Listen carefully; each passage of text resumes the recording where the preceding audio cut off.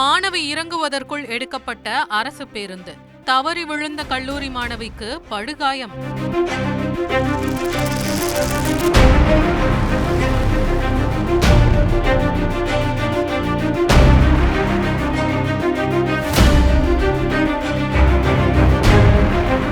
கடலூர் தேவனாம்பட்டி அரசு கல்லூரியிலிருந்து பேருந்து நிலையத்திற்கு அரசு பேருந்து புறப்பட்டது.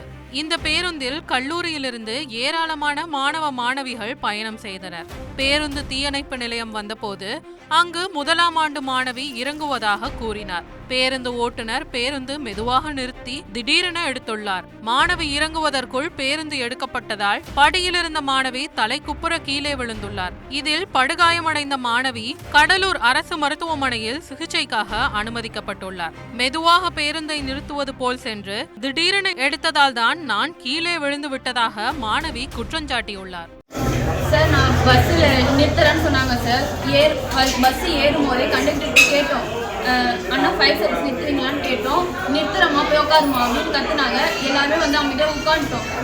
இறங்க போகிற நேரத்தில் எல்லாருமே ஏறி நிற்கும் போது ஸ்லோவாக்கிட்டு இப்படி காலை எடுத்து வைக்கும் போதே டக்குன்னு பஸ் எடுத்துகிட்டே போகிறாங்கண்ணா. அது எப்படி சார்? என்ன பஸ்? கவர்மெண்ட் பஸ் தான் சார். ஆனால் பஸ் நம்பர்லாம் தெரியல சார். இந்த சம்பவம் அந்த பகுதியில் பெரும் பரபரப்பை ஏற்படுத்தியுள்ளது.